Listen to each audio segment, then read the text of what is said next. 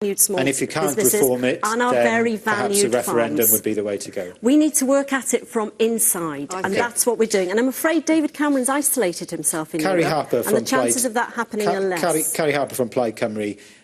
You have said that you would like to increase the minimum wage to a living wage.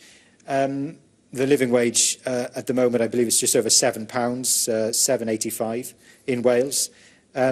Have you made any assessment on whether businesses can afford to pay the living wage? Well, I think the same concerns were expressed when the minimum wage was implemented, but actually the reality is that implementing a living wage would actually save money.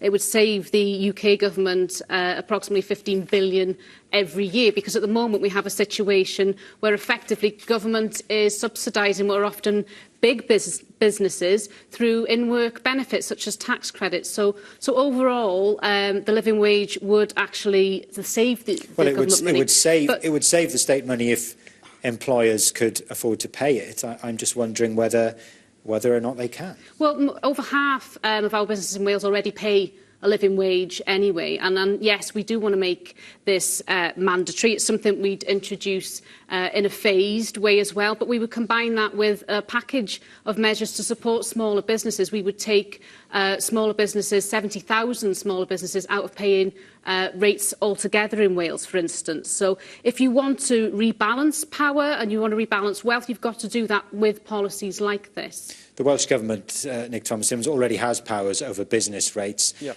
Have they gone far enough in lifting businesses out of business rates? I think I can see in the corner of my eye one or two of your fellow panellists nodding, shaking their head. The Welsh Government, and indeed Edwina Hart, made an announcement only recently about an extension of the small business rate relief scheme, is working within a straightened budget as a consequence, I'm afraid, of both the Liberal Democrats and the Conservatives in Westminster. There are a number of priorities in Wales, and the Welsh Government is doing its best within the monies that it is given. And this isn't a top priority then, is it? Of course it's a top priority, as are a number of other things. Of course it is a central priority. But the additional point I would make, Dan, is this. The Labour Party has been very clear as well about its choice at this election about corporation tax versus the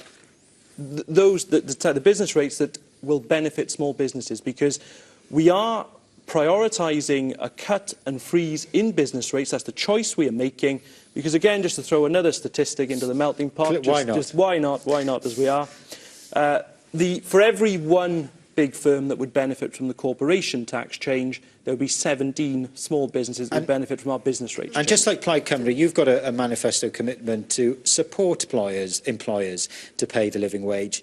Why not go further? Why not make the living wage the minimum wage? Why not put some muscle behind it? Well, I am certainly in favour of moving to a living wage and incentivising employers to pay the minimum wage. But I'm afraid this all comes back to pretty simple economics. And whilst on the one hand I'm very opposed to the Conservative method of cloaking an agenda of cutting back the state under the umbrella of austerity, similarly, you can't, as Plaid Cymru seem to want to do, play fantasy economics and ignore the debt that exists. Because if that was done, it would simply make the situation worse. Are your plans fully costed, or have you been indulging in fantasy economics? Oh, they are fully costed. And I mean, we know that Labour are signed up to the same austerity agenda as the Tories are. You've just voted through another £30 billion worth of cuts over the next 5 years. You won't say where the axe is going to fall, but we know it's going to hit public services. We know we're going to have another 5 years of cuts in our communities. Why don't you be honest and say where you're going to cut? Because you've already committed to that. Nick Thomas-Symonds, please respond. It's not quite about small businesses. Every single promise in our manifesto is costed. I'll even lend you a copy of it if you would like, and you can go away and read it. But let me just make this point, though. Briefly, if you can. Plaid Cymru's problem is we've not defaulted on debt in this country for 300 years. The Plaid Cymru message, which is somehow ignoring that the debt exists, would only result in higher debt interest, greater pressures on public spending, and hitting the very vulnerable people that you claim to want to represent. Austerity has failed as a policy, hasn't it? Because the debt... The Tory policy going back to small businesses...